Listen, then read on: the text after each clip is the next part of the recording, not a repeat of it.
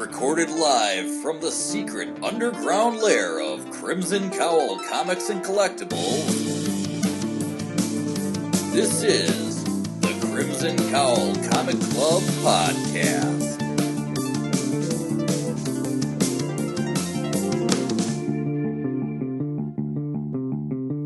The following issues may contain spoilers.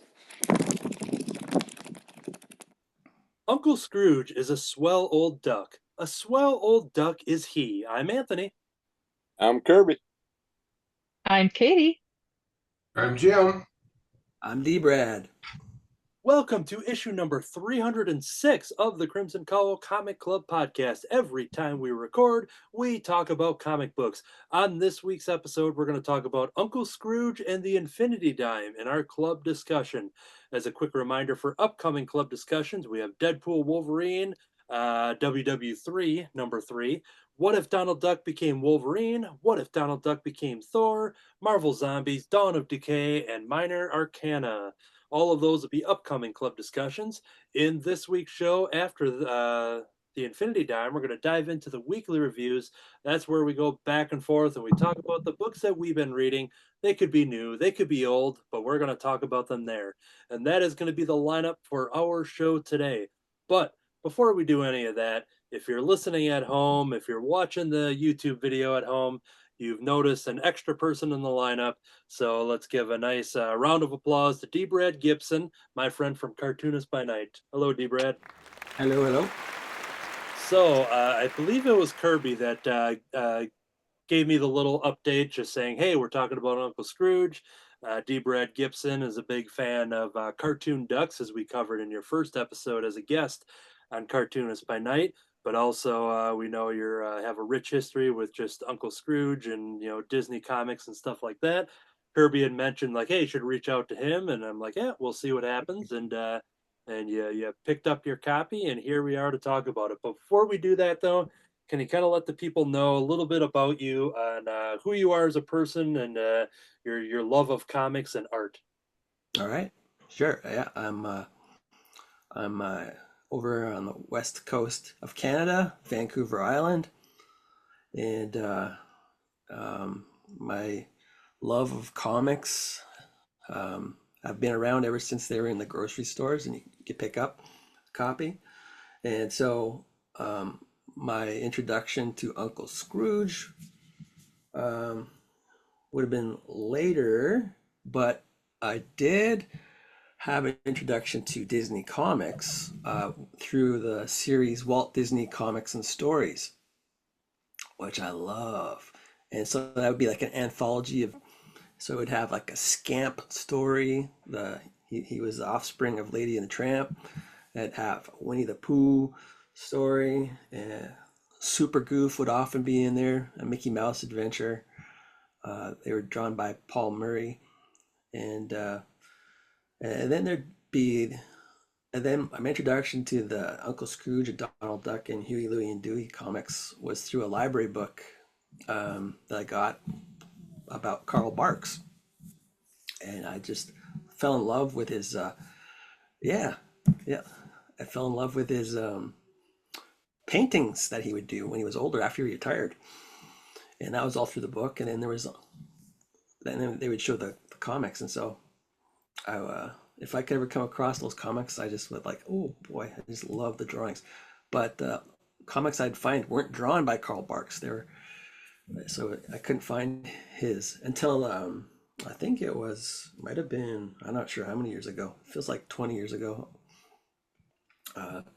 They started reprinting Carl Barks comics in Fantagraphics, and so they're back here. It's every Christmas they have like a 2-volume set, and so that's usually my Christmas present every year.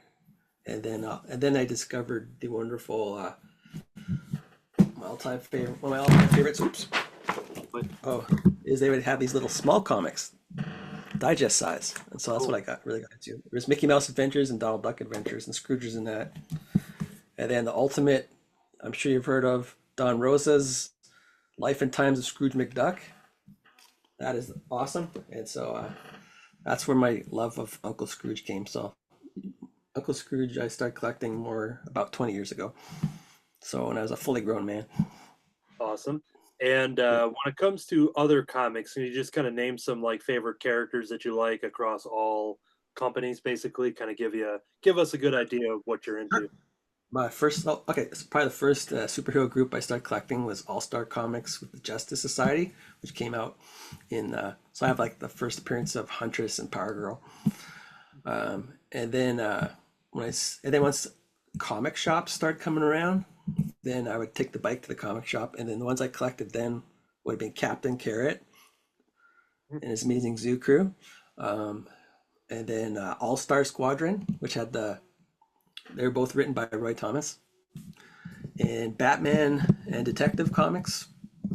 I think it was the time when I know Gene Colan was on it at the time, so it had kind of a gothic look to it. And so I collected Batman forever, and New Teen Titans by Marv Wolfman and George Perez. Those were so I was a DC guy until maybe it took a while before I switched over to Marvel, and then I collected Daredevil, Spider-Man, and Captain America from the Ed Brubaker comics. I love Ed Brubaker, so I like his criminal comics as well. And yeah, I got to meet him, so he was really cool. Awesome. To meet. And then and now what I collect is Marvel Star Wars comics and Captain America Epic Collection should be behind. Even though I'm Canadian, I like what Captain America stands for. We did have a version of Captain America in Canada called Captain Canuck. Mm. I don't know if you've heard of him. Yeah. But they didn't make very many issues of that. And we were excited when Alpha Flight came out. We were like, all right, yeah. And then when I find out Wolverine was Canadian, I was like excited. And then I found out Deadpool's from Saskatchewan. So he's Canadian too. What? Yeah. Now it's just everything's from Canada. So yeah. Yeah, everything. Yeah. Yeah, and I always think it's good to hear that when we have new people on, where you just kind of go through like what you just said, and naming the titles kind of helps you get to know somebody. You know, when you're in the comic book world and stuff, I think that's the best way to kind of catch up, rather than being like, oh, tell us some stories about your family growing up and this and that. Like, no, what do you read? What do you read? That's what we want to know. So yeah, I think it kind of really gives you a good idea of what you're into. Your audio, D. Brad. Everyone else, can you hear him? Okay. I all of you other are muted at the moment, so I just want to see. Nope, I didn't hear him when he moved his lips just a second ago. Yeah. Hello? Okay, now I can There. hear you. Oh, we're back. Okay, yeah, we're good. Because they're Hello? hello, yep, I can hear you. Okay. All right. When I tested it, everybody else was on mute, and I'm just like, am I in a dream right now? Did I just have a stroke? What's going on here? It was because I started speaking in it in Japanese. Oh, okay, yeah, that's right, yeah. Yeah. I said I also collect Usagi Yojimbo, and then you couldn't hear me anymore. Yeah, you just went off, yeah. The last thing I kind of want to talk about before we jump into the show proper is that you worked on the cartoon Ed, Ed, and Eddie. Yeah. So kind of let us No know and let way. our viewers know kind of what your role was with that. Oh yeah, I worked on the storyboards. So Which cool. so you're given a plot. They didn't use scripts. They made the cartoons the Looney Tunes way, where you just have a plot, and then the storyboard artists would be responsible for coming up with the dialogue and the stories.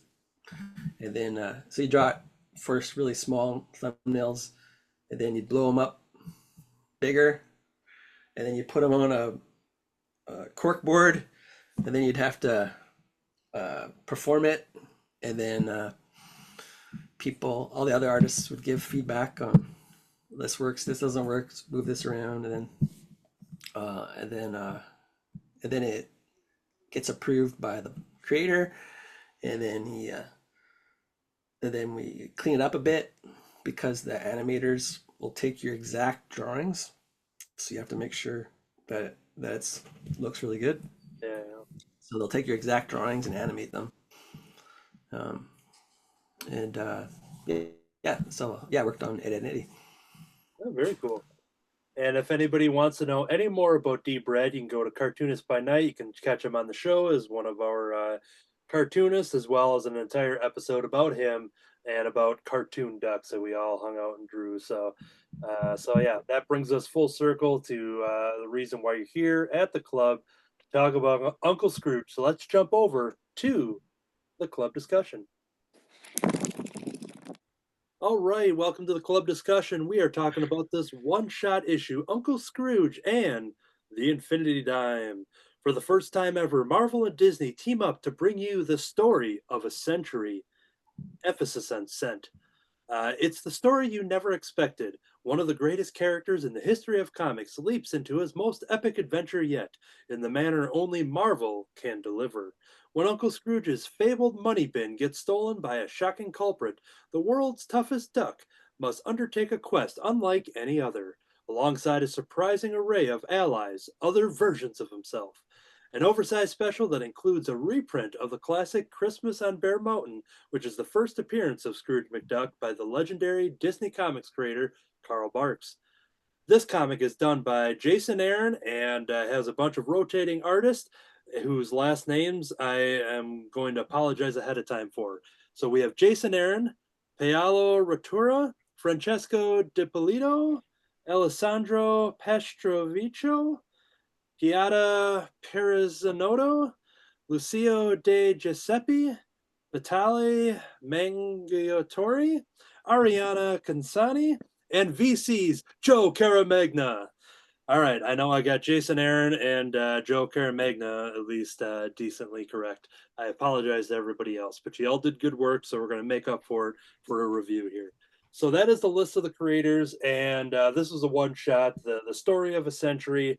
It is prefaced by a one-page explanation by Jason Aaron on why he loves this duck. And a lot of times you'll get this kind of stuff at the end for the back matter and everything. But I think it was a really good job of having this up front, and it really gave you, it made you invest and trust in this upcoming story.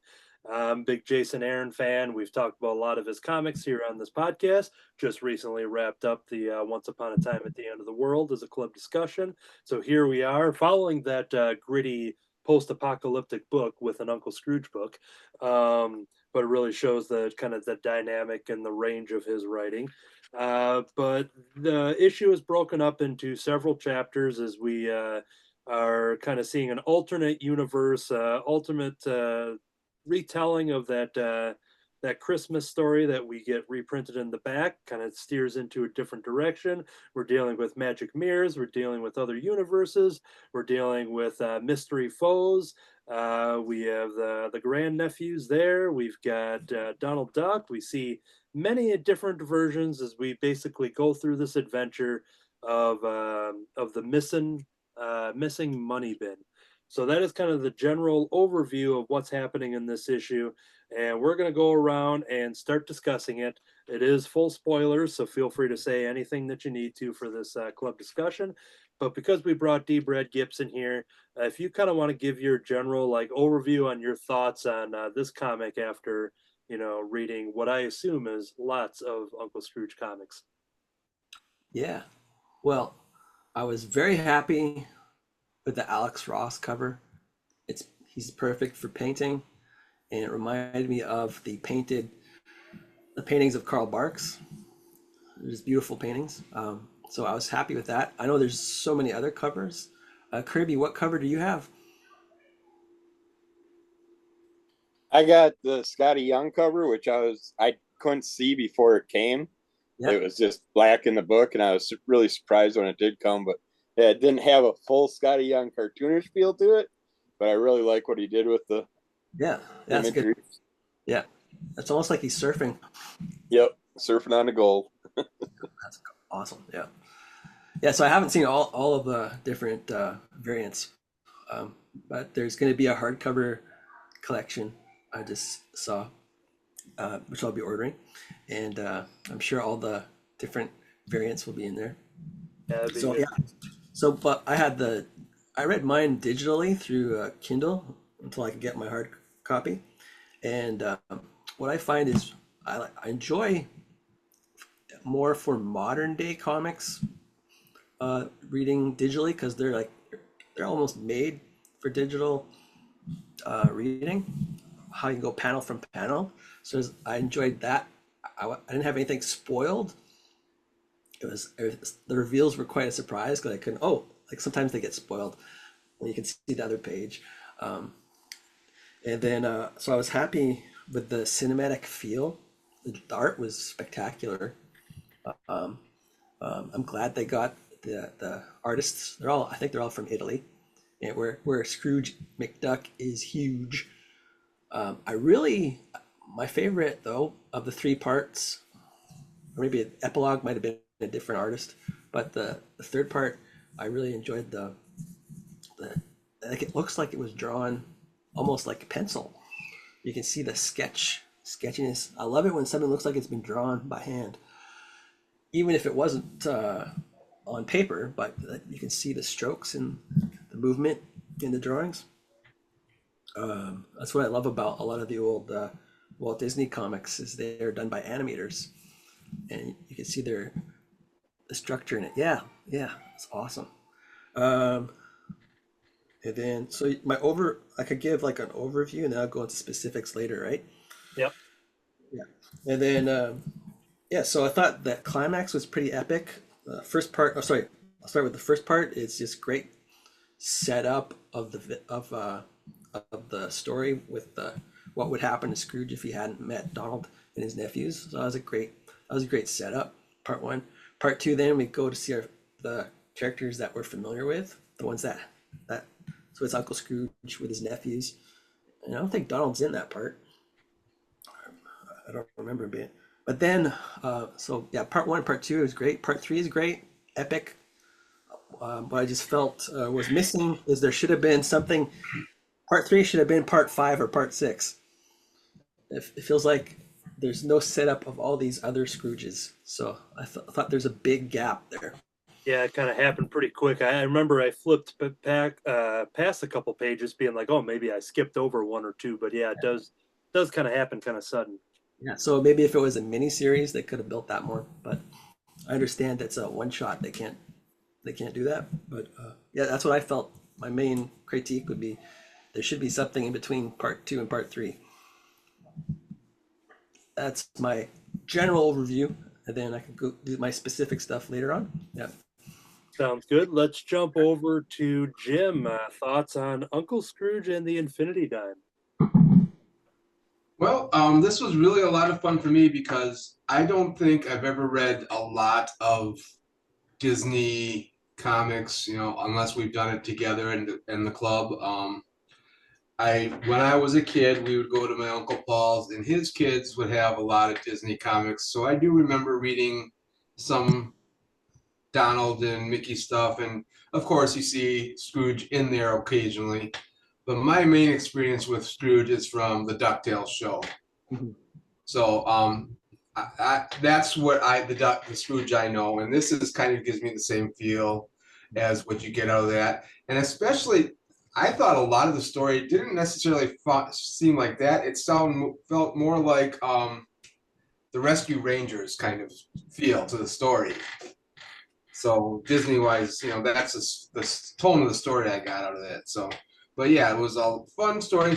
Like you said, there was I thought so too. I went back and said, did I zoom past a couple of pages? Because I was like, I missed something, but no, that's just the way the story went. So it's but yeah, the setup with all the extra Scrooges is kind of missing. But yeah, a lot of fun. I guess I don't have the seeing on digital. I guess wouldn't notice it anyway. But the art appreciation for noticing the pencil lines like you do. But I did like seeing the throwback story at the end because I never read that one, and to have that appreciation, that was fun to see that again. So yeah, that was perfect that they added that. That was good for context. Real Cool. Let's jump over to Katie. Thoughts on Uncle Scrooge and the Infinity Dime? Yeah, I liked this a ton. It was really enjoyable. I'm a big Disney fan, but I only read Disney comics once in a while, and I really appreciated this one. A lot of great things to say about it. I want to highlight some lines that I thought were pretty funny, where they're saying, "Yeah, Scrooge only has to breathe for a few minutes on Tuesdays," or Huey, Dewey, and Louie are like, "But we don't have a parachute. We're 3 miles up."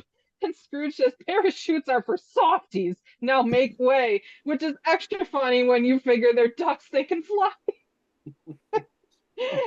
And then there's the slapstick moment where Scrooge is falling from the sky and he bonks into the plane, again, flown by his great nephews, which of course in real life would be devastating, but for him, it's what breaks his fall. I thought that was really funny.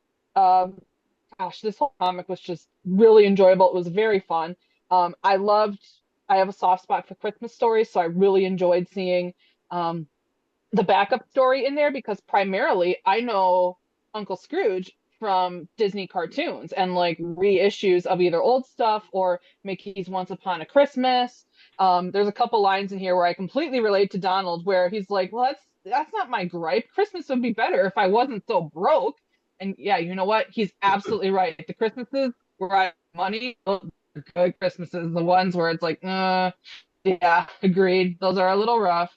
And then I felt like they were kind of doing like a reverse Goldilocks and the Three Bears, because instead of Goldilocks breaking into the bear's home, the bears break into Uncle Scrooge's home. And I thought that was funny. And there's a little line where the ducklings are talking about what they want to eat for Christmas dinner, and one of them says, "I'll have quail hearts and cream sauce," which I'm like, that you're the same species? Do you? But I mean, at least they're not actually eating duck, because I know some people do have that for Christmas, and that'd be a bridge too far. But I thought that was really funny. I enjoyed how colorful this comic was. Like D. Brad, I picked it up on digital, and this was very well worth my money. I had a lot of fun, and I enjoyed it, and I can tell the creators did as well. And D. Brad, you taught me something. So for a second, when you said Carl Barks, right, I didn't actually realize that was a real person. I Googled it real quick, but at first I was like, wait a second, is there like a dog version of Karl Marx character somewhere? Because I would also read that. Like, Yeah. but no, the person's name actually really is Carl Barks. So I learned something new today from you. Thank you. Yeah. Yeah, he designed all the people to look kind of like dogs too. They have like a little black nose and a little bit ears, so they're kind of like dog, Oh, like dog people. So maybe his last name had something. true. It could be. Yeah, you're right. The Beagle Boys, I can definitely see what you're saying there. Well, Yeah. cool. This was fun. I'm looking forward to the next one in this kind of series of what Yeah. if Donald Duck books. Mhm. Cool. Jump over to Kirby. Thoughts on this? Yeah, I really love this. They've been doing awesome with all these Disney ones that they've been putting out. I really like what they did with the evil Scrooge and how he just kept his name to be Scrooge instead of throwing McDuck in there. I too felt that we were shorted a little bit of a story. I would have liked to have seen like when he takes our original Scrooge McDuck's coin. I was kind of hoping there'd be some connection where he took a coin from every Scrooge, and that would have kind of Mhm. played into the storyline somehow. The dimes would Yeah. have had some special thing, 'cause that's always been a key element in the Scrooge storyline. But my favorite part was Attack of the Donalds. Yep. I just love that. Same here. when they said they were sending in the backup, I did not expect it to be a bunch of Donalds coming out of here. So, but yeah, that was a lot of fun. And our Mhm. second story was great. I'm pretty sure I've read that one in the past, but yeah, I definitely get, like Katie says, with the Three Bears storyline pushed in there a little bit. But yeah, they did a really good job with this. I didn't even know there was going to be a second story. I was expecting it just to be one, and it was a nice thick book. So you definitely got your money's worth on this one. So. Yeah. I also loved it. One of the things, kind of going off of what Jim said, that a lot of my Uncle Scrooge knowledge comes from the DuckTales cartoon, as well as the original Nintendo video game from the late 80s that was just DuckTales. because as Uncle Scrooge, you got to like bounce around on your cane like it was a pogo stick, basically. And that video game was just like that was a staple in my Nintendo playing days, and so a lot of my knowledge came from that, as well as anything that would have happened in like the Disney Adventure Digest, because I'm sure they've had some of the comic strips and stuff in there. But this would be the first time that I would think outside of Disney Adventures that I would properly read an Uncle Scrooge comic. Maybe there's an issue or two here and there that I picked up throughout the years, but not too much knowledge. And I gotta say, going through this, I had, you know, fun from beginning to end. I thought the artists all did a good job of keeping a very similar style while everyone's kind of, pitching in on the artwork and the different chapters. But there was real no drastic change that I noticed. It still felt a very even transition point. Sometimes you'll see that depending on whether it's on purpose or not on purpose, but sometimes that can just kind of throw you for a loop if you just get a completely different style. But whatever little flourish that was added by the later artist was, most likely, in service to whatever was happened there with the action.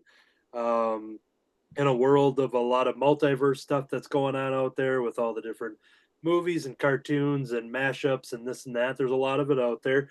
I do enjoy most of it, and I'm always down for a different alternate take on something that I know and love. And so going into this, I think they did a very good use of the multiverse in that sense of just introducing all these characters as little as we got to experience them. It was very fun just seeing that once again. My favorite moment, same thing Kirby mentioned, was all the Donalds coming in. I had that page queued up, and so yeah, I agree with that. It was a great page turner because I imagine too for digital. You swipe over to that. We had a similar experience with one little exception. If you got it in print and you're wondering who was added into the fight here, you would have found out that it was Moon Girl and Devil Dinosaur because that was the ad. That was the ad when you flipped the page. And I was like, oh, Moon Girl. Oh, here's the Donald Ducks. So there was a slight beat there that was missed because I was reacting to a Moon Girl ad, which I love Lunella Lafayette. I talk about her all the time. So I was surprised when she was thrown into the story, only to see that she was just an ad. But I'd imagine for that digital experience, when you swipe that, and then you probably get the expanded out for that half a page there, and they're done in the classic superhero kind of side scrolling, where everyone's just kind of staggered. And I love seeing that kind of thing in movies and television whenever they adapt to the comic books, just seeing that classic side scroll type of layout.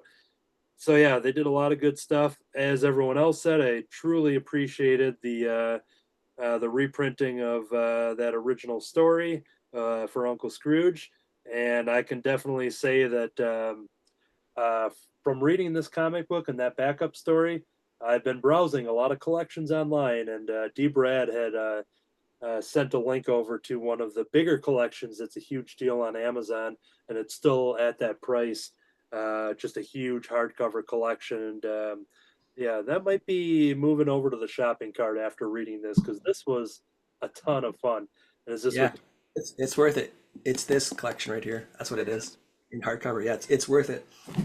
Yeah, so I think this comic did a lot, not only to just, be a fun one-shot story, whether you had any connection to it or not, but it got me more excited to jump into more Uncle Scrooge adventures and maybe dust off and try to blow into the original Nintendo to try to get that original DuckTales game working. So we'll see if I can do that. So that's kind of some overall thoughts. It seems we're all on the same page. Let's kick it over to D. Brad if you had any kind of specific stuff you wanted to mention. Yeah.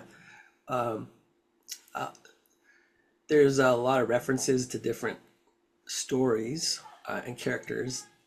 Magica the Spell is mentioned, and she's like a sorceress duck, and she always wants to get her hands on the dime. She thinks that the dime is a lucky dime that gives powers. So I really like it how Scrooge says in the story that it's got nothing to do with luck. reason I keep it is because it's the first dime I ever made. And that story of how he gets the dime is, I think, one of the first chapters in this biography. And the other thing I liked, another reference was the Huey, Dewey, and Louie always looking in their Junior Woodchuck manual, and they find multiverse in there, so they can explain the multiverse just from their Junior Woodchuck guidebook. And doesn't matter how many stories I've read of Huey, Dewey, and Louie, and even though they're given different personalities in the new DuckTales, I still don't know who's who. Okay, and that's probably my fault, not paying attention. But I think they need like an H, D, like some kind, like the big letter on them, right? Yeah. And the other thing I wanted to point out that I liked is when they did show the multiverse Scrooges, I think it so would have benefited from at least one more chapter setting those guys up, because it didn't seem like they're from multiverses based on what I've read of Uncle Scrooge. What they did is they took it's more like they took Uncle Scrooge from different time periods of his life.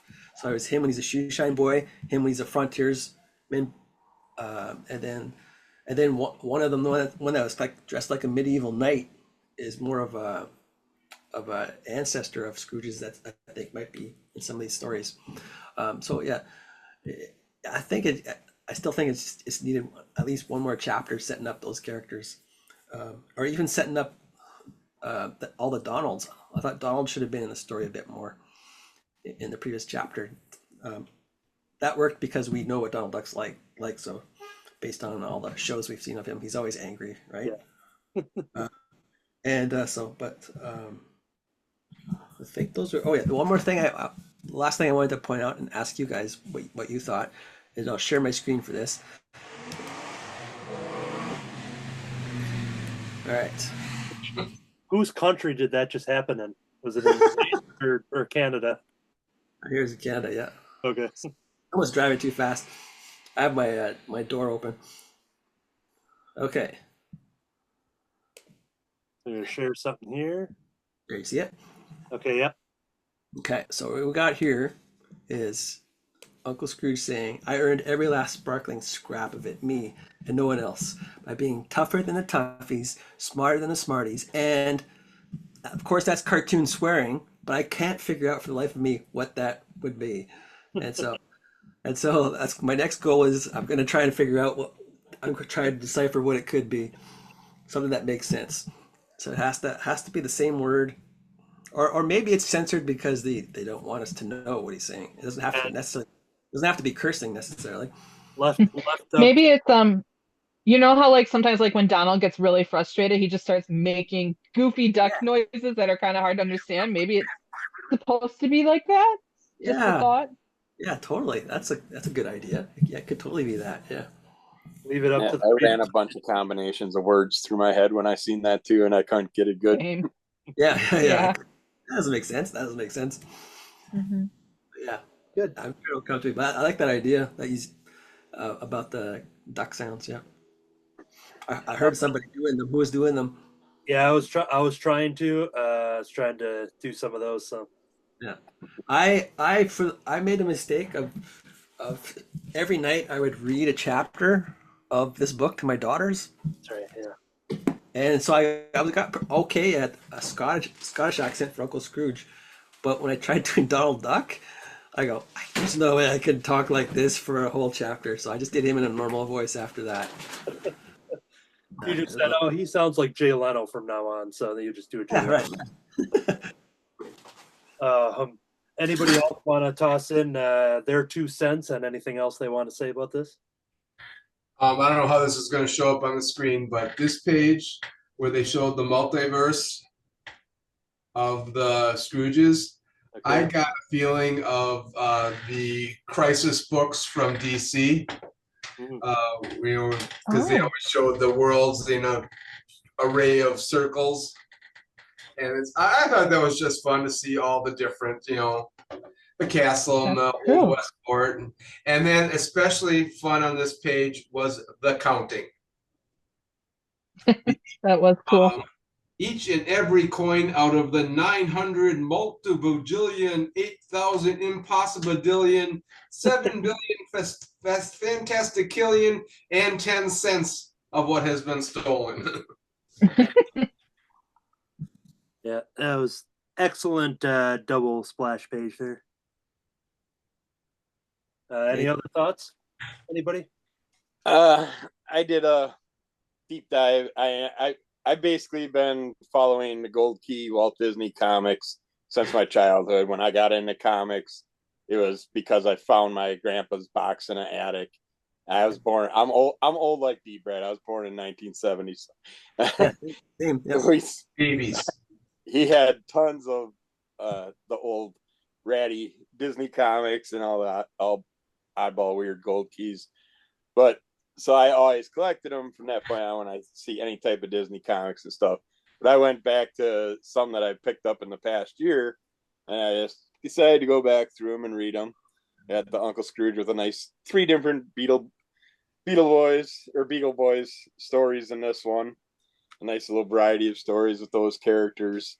And then this one I just had to check out just because of the dog sledding storyline in that one. And then this one takes us to the jungle with the kids on one of their wonderful adventures with Uncle Scrooge. And then I read this one and with the big giant hourglass full of coins. And I was really surprised. I mean, this was a really fun story too. Takes you through a bunch of adventures with the boys and Uncle Scrooge going along. But after I got done with this, I was going through the Infinity Dime book, and then in the back they show a representation of 4 different books, and it just so happens that that one's right there. Look at that. Yeah. So that was kind of cool. An old 15-cent comics. But they had the 10-cent version, and I got a 15-cent version. Mine's got the gold key in the corner. Theirs does not have the gold key. So apparently this must have been a second printing, the 15-center. But yeah. It could have been before Gold Key, maybe it was Dell. Okay. I was thinking Dell might have came after, but yeah. Maybe after, yeah. I know Whitman came after, yeah. And none of those have the logos on there, so I think maybe for a legal purpose, they probably maybe omitted those from those because they were going over the Marvel creators of the bullpen, the people picking their favorite covers. But yeah, I wonder if they maybe just excluded that for any sort of legal right. Yeah. Theirs had the 10-center on it, and mine's got the 15-center. So. Right. Well, yeah, I thought that was pretty cool that I read that, and it just happened to be at the back when I finished the new one. So. Very cool. Any closing thoughts from anybody on this at all? All right. So I think if anything, we all loved it, and it's a good thing that we've already pre-decided before we even read this that we're going to be covering future issues in the Duck and Marvel universe here. So I think if this is any example, I think we're in for a good ride for What If Donald Duck Became Wolverine, which is an advertisement right on the back here. And then What If Donald Duck Became Thor? So these will be coming out in August and September, if I'm not mistaken. And once we get our next previews, crossing the fingers, we'll have some more throughout the end of the year, because that would also be part of a good collection in addition to this one being in a hardcover, but throwing all the what ifs together too. So yeah, those will be some upcoming club discussions, as well as the final issue of the Deadpool Wolverine WW3. We found out it doesn't stand for World War III. And then Marvel Zombies Dawn of Decay #1 and Minor Arcana #1 are some recent club additions that we'll be talking about in the coming weeks and months. But that is going to do it for the club discussion. Let's move over to the weekly reviews. Welcome to the weekly reviews. First up for me is the Powerpuff Girls #1, Sugar, Spice, and Everything Nice. These were the ingredients chosen to create the perfect little girl, but Professor Utonium accidentally added an extra ingredient to the concoction, Chemical X. Thus, the Powerpuff Girls were born, and ever since, Blossom, Bubbles, and Buttercup have dedicated their lives to fighting crime and the forces of evil using their ultra superpowers. This comic is done by Kelly Thompson, Paulina Canchuo, Jeff Eckelberry, and Nate Cosby. All right, I know nothing about the Powerpuff Girls. This isn't a comic I would normally pick up, but then I saw Kelly Thompson's name, who is one of my favorite writers, and mostly through her Marvel stuff, but she's done a lot of awesome independent stuff that I dig. And when I saw her doing this, I'm like, you know what? She has a great skill when it comes to ensemble cast. So if there are a trio of characters to see Kelly Thompson write for, I will definitely check it out. It's kind of funny in comparison because she's also writing Birds of Prey at the same time for DC Comics. So I like the idea that we have the group of Birds of Prey and then we got the group of the Powerpuff Girls, and this was absolutely a lot of fun. Going into this, not knowing anything about these characters, I only knew the name of Bubbles because I think Tara Strong, I think she's the voice of Bubbles. She does tons of awesome voices, and I follow her and everything.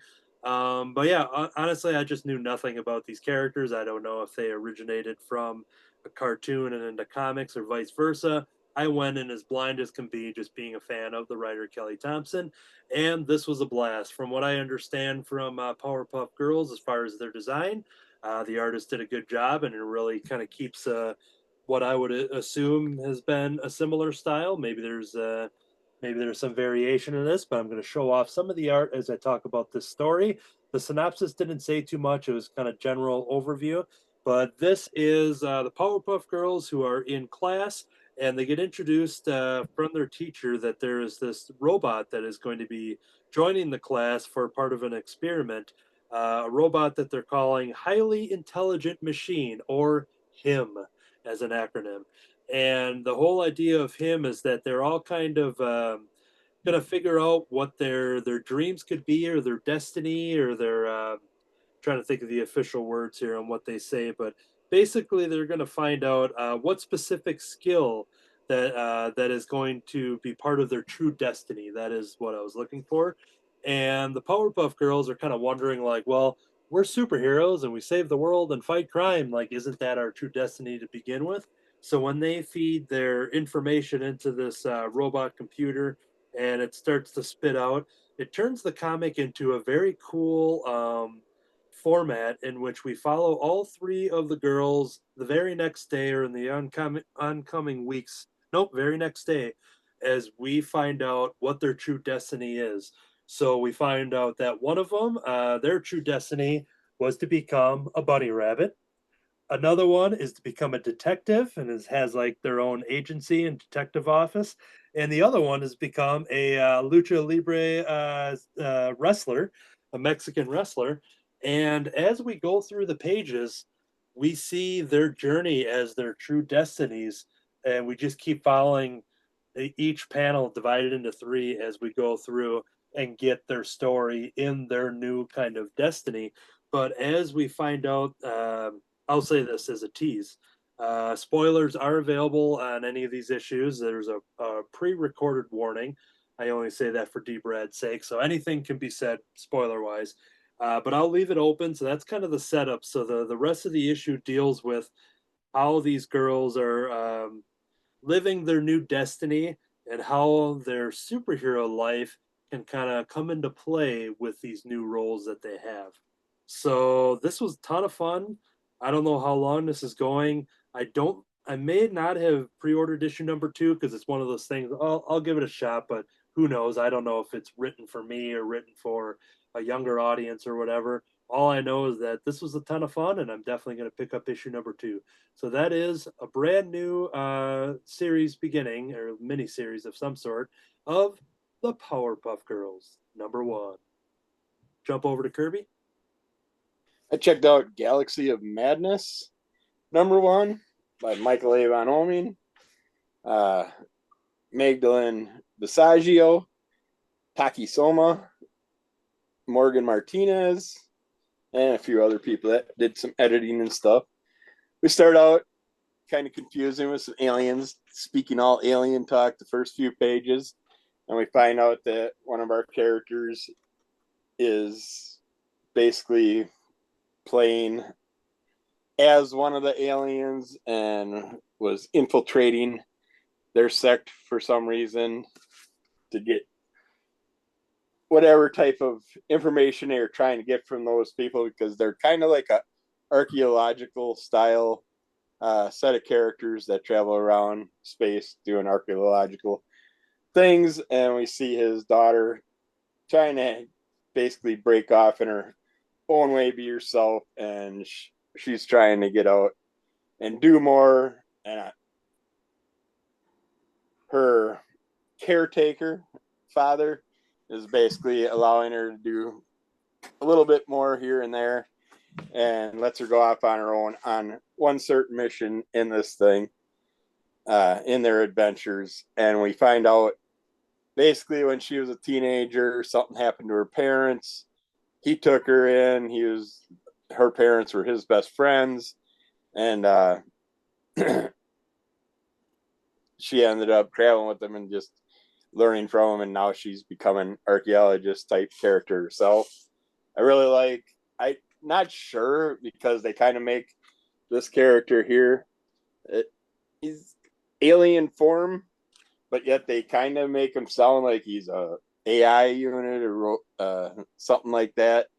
And because he's able to allow his mind in one area and he can split off the other things, and so he can still run the ship and stuff for them while he's also checking up on them, seeing what they're doing, talking to them, whatever he wants to do, because he pops up every now and then with his own ideas and things.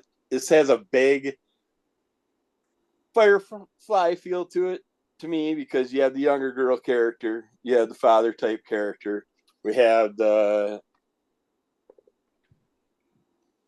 I'd put our alien AI style character in the same boat as Wash. Am I saying it right? Wash, yep. I kind of feel he'd have that. He's got that little comedic aspect to him, which is nice. We have a kind of a spiritual type lady that's on the ship, and she's fun. She can see things and stuff spiritually, and visions and things like that. But she's also, you see her in her room at one point, and her room's just trash. She's got garbage laying all over the place and stuff. So she's kind of like a non-caring type spiritualist type character. But yeah, they all have some their own little fun little quirks throughout this. I only wanted to pick up the first issue just to get a feel for it, see if I liked it, because I love Taki Soma, so I want anything that she colors. So I want to get the final trade when it comes out, because I think it's 10 issues. But it gives you a little hint towards the end of the first issue that her parents may still be alive. She's kind of like feeling like they're in they got pulled into some other dimensional area or something like that. She doesn't really talk like they passed away or anything. They just disappeared all of a sudden. And we kind of see some stuff happening with her stepdad, that he may still be in contact with her parents, maybe, or something's going on. So I'm really looking forward to where it goes. But yeah, I'm going to hold off for the trade. But I'm really glad I picked this up. Really fun story, fun group of characters, something a little new to check out. Yeah, that's in my pile yet, so that's on my to read pile. But yeah, excited to check it out. Cool. Cool. Let's jump over to Katie. What you got for us? All right, this week I have Shangri-La Frontier, Volume 1, From Crash Game Hunter to God Tier Game Master. Story is by Katarina, and the art is by Ryosuke Fuji. Now, this did start as a web novel first, and it got an adaptation. So basically, the premise of this game is our main character, whose gamer name is Sunraku. He likes to look for old, kind of bad, junky games and play them and beat them and roll with the jank of the games, whether it's like, he starts out kind of by talking about like the last game he played where the mechanics were wooden and the kind of the anti-hero is really irritating and really frustrating. And he kind of likes this. So he enjoys the thrill of the hunt of finding these games that are kind of old and obscure and out of print, and then also learning how to beat them with all of their flaws and not.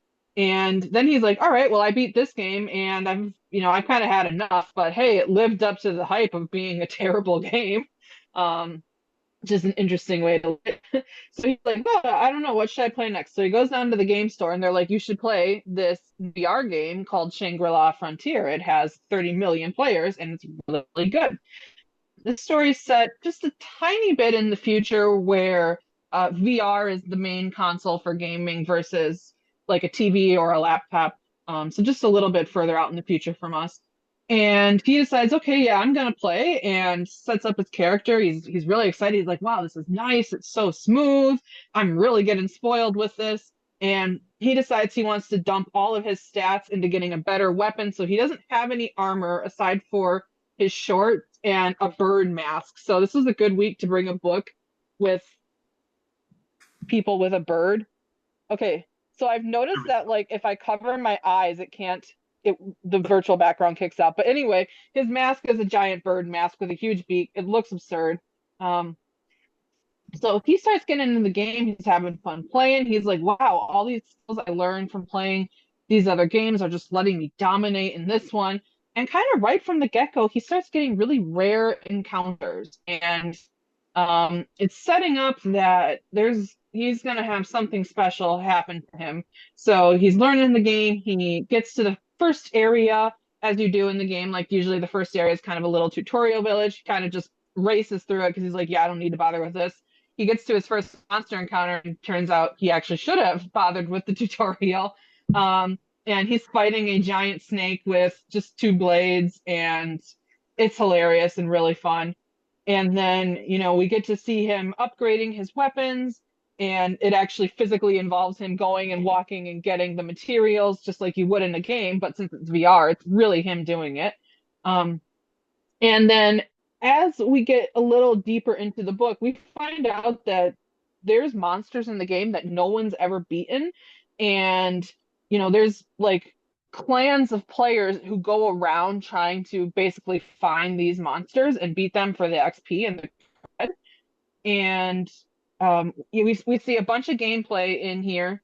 And then at the end, Sunraku faces this giant wolf monster that is really legendary, and that sets him down a path where he's getting a unique quest in a village that's entirely populated by sentient rabbits that have formed their own rabbit mafia. Yeah, I know, right? So if you like sentient or anthropomorphized animals, this is probably a good one for you. And anyway, he's in this bunny world and is gonna now be doing jobs for the bunny crime lord. And that's kind of where the book ends. And then we get a last page review of a, I guess, very legendary gamer coming in to play with him. And that sets up story number 2. I think if you are a video game fan, you're gonna really enjoy this and get a lot out of it. If you like isekai anime, it's not quite the same, but it's pretty close. So I think that'd be good for you. It's very humorous. It's really funny. If you don't like video games at all, or you've never really like played them and have no knowledge of them, I don't think this will be as meaningful to you. I do have a VR headset, and like I have a Quest 2. I know the 3's out, but I can easily see, a few decades from now, like the potential for how that's going to grow and how it'll be even more immersive than it already is, because it's pretty cool putting on those goggles and you go from being in your basement to being in, some other world, or, using lightsabers to slash blocks to music is actually really fun. I liked this. I probably would pick up number 2. It's just like, money wise is the question. The library doesn't have that series yet, so, but enjoyed it. It intrigues me enough that I'd give number 2 a second chance, and I really like the premise of Shangri-La Frontier Volume 1 with story by Katarina. The art is by Ryosuke Fuji. Let me see who publishes this. It looks like it's published by Kodansha. This was fun, and I think if you like video games, you should check it out too. And that's my review. Awesome. Cool. This is going to be a mid-show announcement for people. If you're just listening to the audio, Crimson Cowl Comic Club over on iTunes, highly suggest checking out Crimson Cowl Comic Club over on YouTube, because you'll see that there's like some kind of Canadian dragon that's flying around D-Brad's office. I saw him looking at something, and then I looked at his screen and I saw something flew past there, and I can only explain it as a Canadian dragon. So I don't know, what is that? I've never seen an insect like that in my life. I don't know what it was, but yeah. Yeah. So no, I have my door open, so a bug just flew in, but it's gone now, I think. I'm gonna make a note of it and see if I can like do some magic with it in editing or something. Yeah, put it in slow motion.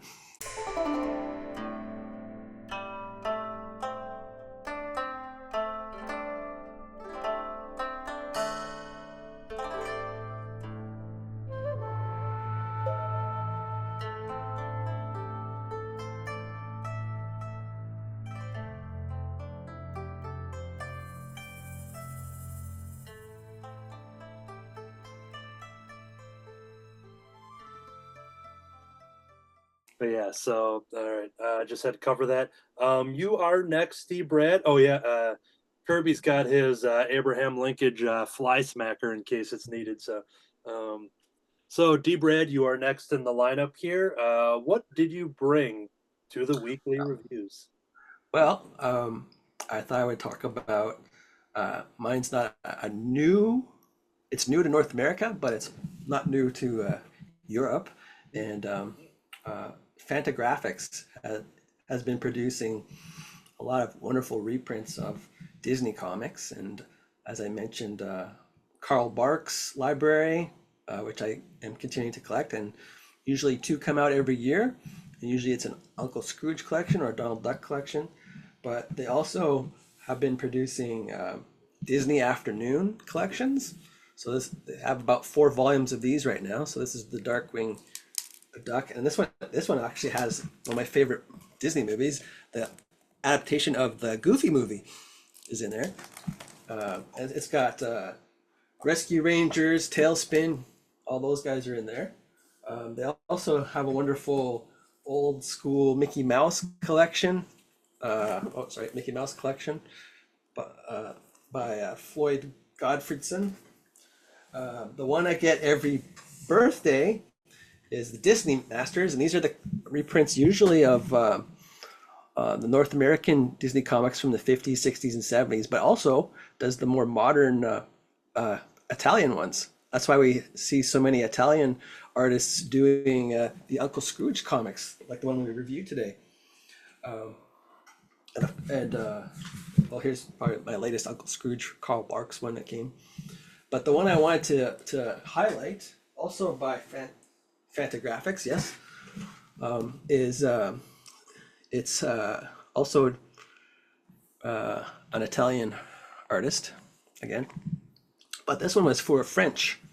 It was published in France, so it was French first, and so this one came out quite recently in 2024. And what's neat about it is Joris. I'm not sure how to pronounce it. It could be French Chamblin, and Fabrizio Petrosi, that's the Italian name. But it's a different style. It's kind of more of a cutesy style because it's about Scrooge when he's the shoeshine boy. And the shoeshine. And just for our audio audience, we're talking about Scrooge McDuck, the title. Oh, The Dragon of Glasgow. Okay, Glasgow. So, and in the cover, you'll see him riding on a minecart. And so it has a great opening. I love this mysterious opening. And so, so you get to dive into Uncle Scrooge's epic past. So it takes place in 1877. So it follows along with Don Rosa's timeline for his Life and Times of Uncle Scrooge books. And so it's before, of course, he's just a shoeshine boy. And it does include his sister Matilda, who is the mother of Donald Duck as well. And so it's a wonderful story. They don't really get very many stories of Scrooge as a shoeshine boy. And so it kind of returns back to that story, which is like the first chapter of the life and times of Scrooge McDuck. And so the Dragon of Glasgow, I keep saying Glasgow, is there's some clues of what that dragon could be on the cover here. Is it going to be a real dragon or not? They have gone into the fantasy world of the Disney comics before, and so it does have a bit of a steampunk feel to it. This one, so I enjoyed that. But I was really pleased with the designs and the drawing style. But yeah, it's kind of a little more of a cutesy look to it. They're rounder. Yeah, they're kind of rounder. So it's a different art style than what we're used to seeing for Uncle Scrooge. There's a nice close-up picture of him there with the big eyes, cute eyes, to show he's very young. But that one's a lot of fun. And IDW also produces some of the Disney books as well that are from Europe, and they've got some fun ones here. It's called Mickey's Craziest Adventures, and so it's like a new style as well. Like that, yeah. So if you're into the Disney books, there's so many collections out there, and what's kind of fun about them is there's not a continuity you have to worry about. They're standalone stories. So yeah, I totally recommend those. And so I was very excited that Uncle Scrooge came back to Marvel, but then I found out recently that San Diego Comic-Con, Dynamite's going to be producing new DuckTales comics. Yeah, that just happened a day or two prior to this recording, yeah. Yeah. So it'll be interesting to see, and it's looking forward to that. And they're also going to do some Warner Brothers properties like Thundar the Barbarian. So I'm interested in seeing that as a comic. So yeah, that's my review. Is look into any Fantagraphic Disney comic collection. You'll enjoy them if you enjoyed the Uncle Scrooge book that we looked at today. Very cool. Excellent. Thank you. Yeah. All right. Jumping over to my next one here. I have to say that this is probably one of the best books that I ever have in my collection. I think Kirby talked about it either on this podcast or on Under the Cowl of MS, but we are talking about Godzilla versus Barkley. So I read this a couple weeks back. This was handed over to me from a friend, and I'm like, oh, he's selling it? I want that. And this is something that just in the height of Godzilla, Kirby and I have talking about picking up a lot of Godzilla comics recently, just been really kind of hyped on that. I dug the latest Godzilla Kong movie and everything. So I've just been in a real Godzilla, kaiju type of mood. And mixing it with an era of basketball that I was a big fan of in the early 90s with, the Dream Team era and all that stuff. Godzilla vs. Barkley, the world's mightiest monster, battles Earth's greatest athlete in the most outrageous, board-slamming, super dunking game of hoops in the history of history itself. Bigger than Bigfoot, space aliens, and Elvis combined. Until your last breath, you will remember that you were doing what you were doing on the fateful day that Godzilla met Charles Barkley. This comic is done by Mike Barron, Alan Smythe, Jeff Butler, Keith Aiken, Steve. I have to check if there's an autocorrect on that one. I'm glad I did. Steve Dutro, James Sinclair, Dave Dorman, Scott Tice, and Edward Martin III. All right. Is it an anthology? This is a one-shot issue, and what it is that it is based off of a commercial that happened. Yeah, I remember that. Yeah. So it happened as a Nike commercial, which I rewatched that 31-second commercial prior to this review.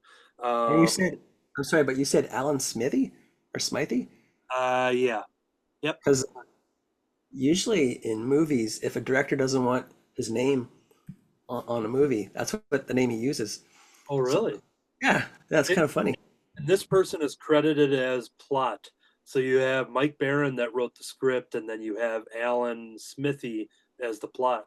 So maybe somebody from the commercial is just like, I don't want my name on a darn comic book. Get that out of here. That's interesting. I'll have to look into that. So this is a tale of exactly this. we follow a kid and his grandfather who are just hanging out on like a California beach, and they find out that there's this hubbub going around, that there's a circle of people and there's some cameras and lights, and people are kind of wondering what's going on. Well, they find out that Charles Barkley is in the crowd. They're standing taller than everyone as he's filming a local commercial. And while this is happening, this kid who is a big fan of Charles Barkley, he thinks he's the greatest athlete, and there's a line of dialogue on what he also considers Charles Barkley as the Earth's greatest warrior, and that's a little setup for what we're about to see. Because as they're hanging out on the beach, this kid's trying to meet Charles Barkley, but security, is trying to get people out of the shot, and trying to keep everybody, all the spectators in line. And while this is happening, the grandfather is kind of trying to boost the spirits of the grandson who didn't get to meet Charles Barkley in that moment, and he gives him this, I think, a silver dollar, some kind of coin, very perfect for our Infinity Dime episode. Gives him this coin and says, "Well, my grandfather gave me this coin, and it is." I want to read the words on what he said here. It has magical properties, and so he's handing it over to his grandson, thinking that this will help him in the future for whatever he needs. And as they're doing this, they come across another situation on the beach, wondering, oh, maybe there's another commercial being filmed. But instead, it's people reacting to an attack, because while this is all happening, Godzilla is also attacking this local area here on the California beach, and our events start to collide. So when we see the military going after Godzilla, we have our main character. I forget his name off the top of my head here, but I'm going to see if I can get this boy's name. Matthew. Great. All I had to do was look for the first appearance of where he's drawn and look at the first person talking to him, because it's great exposition in a comic book where you have everybody say everybody's name, even if it's issue 75 of something. So right away, I just knew how to find Matthew. So Matthew realizes, all right, big kaiju battle going on here. We also have Earth's greatest warrior in the form of a basketball player over here filming a commercial. I know what to do. I'm going to go recruit him. He's got to go take care of this Godzilla problem. And that sets it up where Charles Barkley is actually listening to the kid, kind of breaks through security and just kind of figure out like what's going on. And he's like, I can't really deal with something like that. But he's like, you're Earth's greatest warrior. And it's like, you know what? He's like, take this silver dollar. It's going to give you magical properties. You can go fight Godzilla. And Charles Barkley just doesn't want to take this random coin from this random fan. And so instead, they want to play a game of one-on-one to play for the coin. So while Godzilla is over here just destroying everything, they have a moment to play a little one-on-one up to 15 to try to, figure out who's going to, be in possession of this coin. But as they flip the coin lands literally on its side. So rather, heads or tails, it lands standing up. And when Barkley goes to pick it up, he grows much bigger. So he also a very tall man to begin with, but grows to the size of a building, and very coincidentally, the size of Godzilla. So here we are. We're set up for the second half of this action. Godzilla versus Charles Barkley. And you're thinking, all right, they're going to start throwing fists and whipping tails and putting them through buildings. You're thinking all this crazy action and fire breathing and all this stuff is going to happen. No, they're literally going to play a game of one-on-one. So it is Godzilla playing one-on-one basketball up to 15, once again, with Godzilla. They use this weird, like, satellite thing off of this building as their rim, so they're able to dunk off of it and use the hoop. Thankfully, he was holding a basketball, so the basketball grew with him for the story here. But yeah, and here's just an awesome double splash page of some of our action in our game here. See a lot of dunking going on. We see some sweet moves from Godzilla here and there, but there's still some more that Godzilla needs to learn, and that's where Charles Barkley is going to be a mentor to Godzilla. As I'll show this. This comic came out in '93, so I'll spoil this part. As Charles is going in, we do see some of the magical breathing power from Godzilla there as he melts the basketball right there in Charles' hands. So there is a cool Godzilla moment in there. But then you also see him do a good layup there too. So there's just a lot of. I was reading this and like part of my memory is like I think Kirby had talked about this, but when I saw it in person, it was just one of those things being like, I lost all memory that it existed, and I'm like, all right, I need to get this, and I read it, and I don't think I've had a more fun time reading a comic book than I did for this comic from '93 of Godzilla versus Barkley, and this is one of the greatest things in my collection now. And what's crazy is that I read this just a few weeks after the fact that Mike Barron was set up at a local Comic Con that I was selling art at, and he was right across the way. Club member Eric went to meet him because Mike Barron did a run on the Punisher, and so our friend Eric went to meet Mike Barron. But if I knew about this, man, I would have been the only person that day getting this autograph. So That's awesome. I didn't realize it was from '93, but yeah. Yeah. And it's adapted from that awesome 31-second commercial you can watch on YouTube if you'd like. So yeah, this is the one-shot comic from Dark Horse Comics, Godzilla versus Barkley. This is a masterpiece. So yeah. And then he did a parody of it on Saturday Night Live when he hosted. Where he played basketball against Barney. That's right, because we were talking about this in our group, and then you had mentioned that, and this is amazing. If any single issue comic book deserves the an artist's treasurer edition, because I want to see this and I want to own this in 11x17. I'll buy this over. They'll never ever do it, but I'm just saying it. Do it just for me. Thank you. Awesome. Quick All right. question. Basketball against Bernie? Which Bernie? Because I'm imagining Bernie Sanders, and I would read the living daylights out of that comic book. No, Barney the dinosaur. Oh Yep. okay. I would also read the living daylights out of that too. Yeah. Well, hey, now we have an idea for another edition too. So Yeah, better get writing. all right, and I think we have one more title in the weekly reviews. So actually, hold on here. I was in the wrong. Yep, maybe we do have one more. Yep, go ahead, Kirby. Yes, I did do that on this podcast. I want to say about a year and a half or so ago when I was obsessed with all the Savage Dragon crossovers with all the oddball characters and stuff. And I think I came across that one. And then when I reviewed it, you were all excited about it and you looked it up. I think it was going for about $30 at the time. So you didn't pick it up. But yeah, I'm glad you finally got your hand on one. I do remember that, and Kevin, who had just recently closed the comic shop here in town, I forget if he threw that in my pile or if I saw it on a pile, but so I got it for either dirt cheap or free. So it's between $0 and $2. I bought this for. So. All right.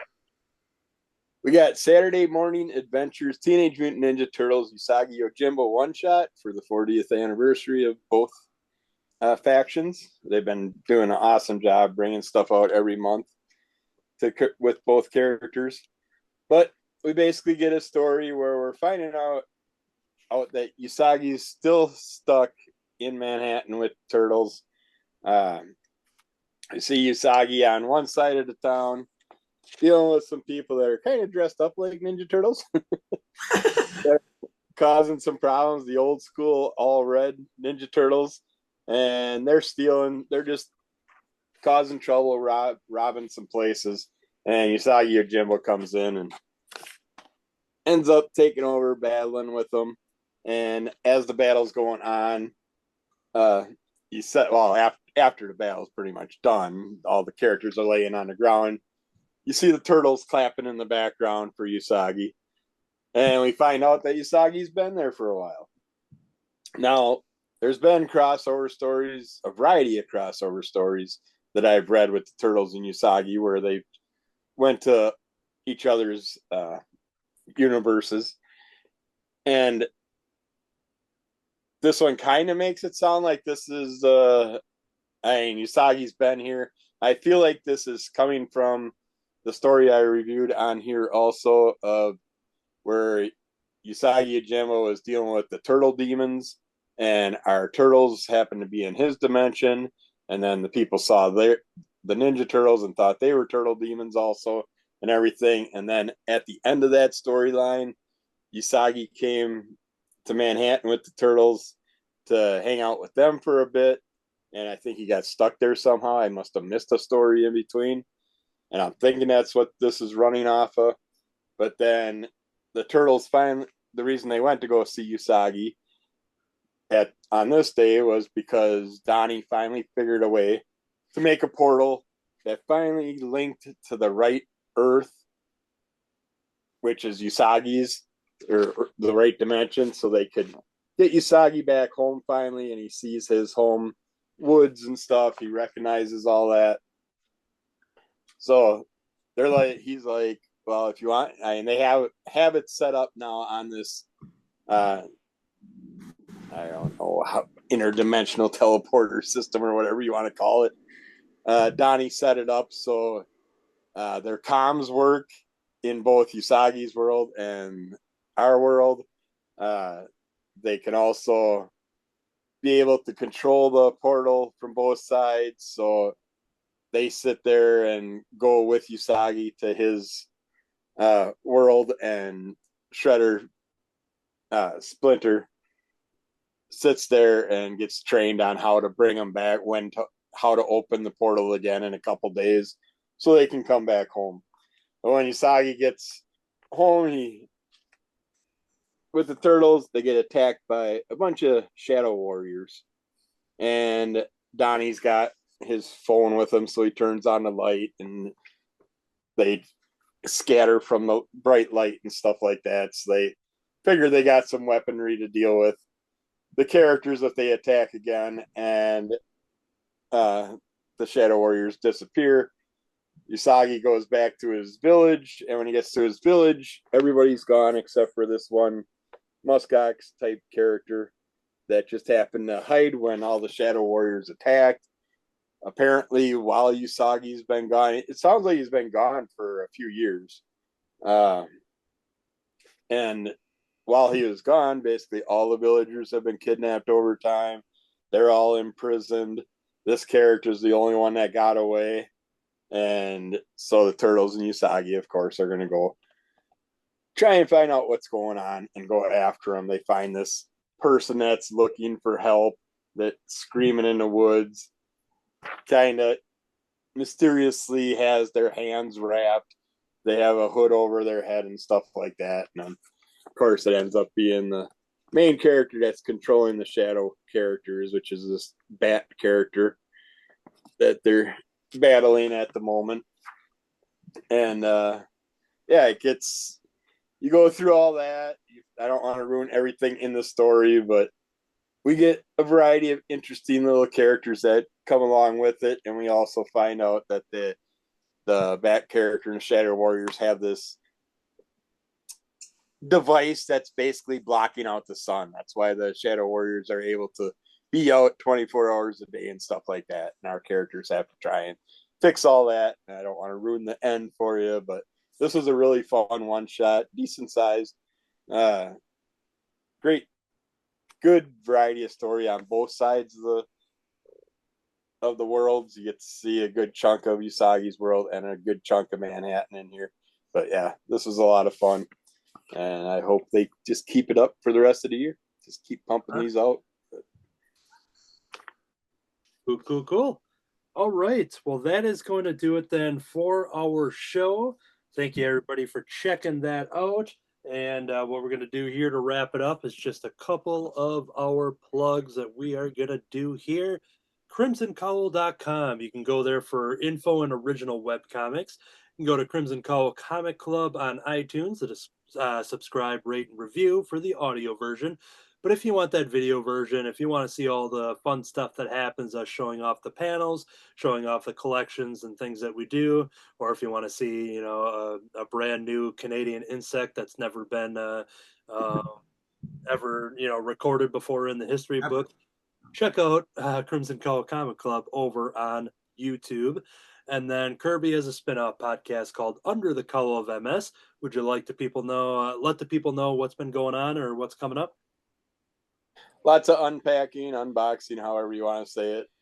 Videos have been popping up lately this week again. I've been having fun online purchasing some things. Got lots of comic book reviews in the books and coming out. And of course, the previews was just last week and all that. So there's lots of episodes of those and all kinds of fun things. And we did have a video for our regular Under the Cowl of MS video during the EAA air show this week. If you catch it, they're not really close-up pictures, but I got a group of some like 9 stunt planes. I got a couple 4x4 sets of planes flying overhead and stuff. So that was some fun things in the background you can check out on my videos also on YouTube. So. Cool. So yeah, subscribe and follow to Under the Cowl of MS all over the internet. And I have some art accounts over on Instagram and Facebook, Anthony Laatsch, Laatsch. And over on YouTube is Cartoonist by Night. Myself, D. Brad, Matt Fife, Matt Rogers, and Tunes by Troy all hang out and we draw and discuss. And we've had a lot of great guests over the last couple episodes. At the time of this recording, we just dropped a brand new episode, a much anticipated guest as the famous cartoonist Art Baltazar came out of hiding from hunkering down and drawing all of his comics and meeting those deadlines, but came over to Cartoonist by Night to talk about monkeys and draw monkeys. So that episode is available. It's a YouTube show. Hang out and draw and do all of that fun stuff. And once again, if you want to learn more about D. Brad, we have that episode where he was a guest and we learn more about his background. And then he joined the cast not too far after that. So one thing I wanted to show, because we talked about this character earlier, and I queued it up in the background. This will be a little plug not only for what we talked about earlier, but as well as D. Brad as an artist. But here is one of the drawings that happened over on Cartoonist by Night. This is the finished version that you're all seeing. Hey. Magica. Really nice. So yeah, there we go. There's some work there just to kind of highlight our guest here, D. Brad Gibson. And speaking of D. Brad Gibson, thank you for being on the show here and hanging out with us to talk about Uncle Scrooge and other Disney Duck comics. Is there anything you want to plug as far as where people can see your art that you post? I think I'm on Instagram. That you are. I was going to say it for you, but yeah, we urged you to get on Instagram because pre-Cartoonist by Night you weren't on there. But when we came across you, we became friends through being fans of Art Baltazar and all comics and everything like that.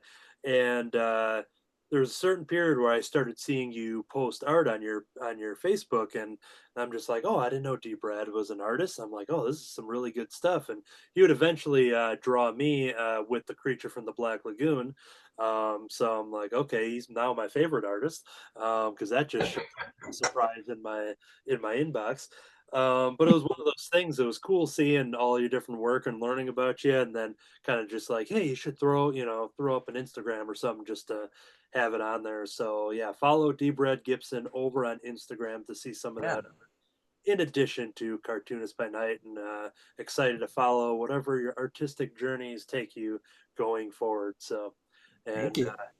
And as we do for all the guests on the show, everyone's always welcome back at any time. If you get a certain book in the mail or buy a book off a Kindle that you just need an outlet to talk about, you can always reach out to Cowl Comic Club and we'll have you on the show there, D. Brad. And, thank you. Yeah. So it's nice to meet you all. You too. Same here. So yeah, I've seen you on TV.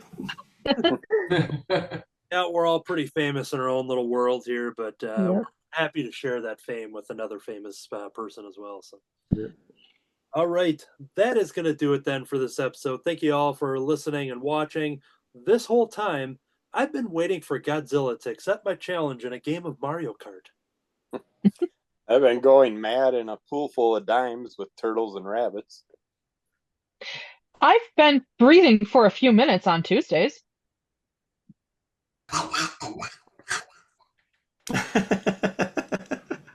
I've been tougher than the toughies and smarter than the smarties, and To be continued.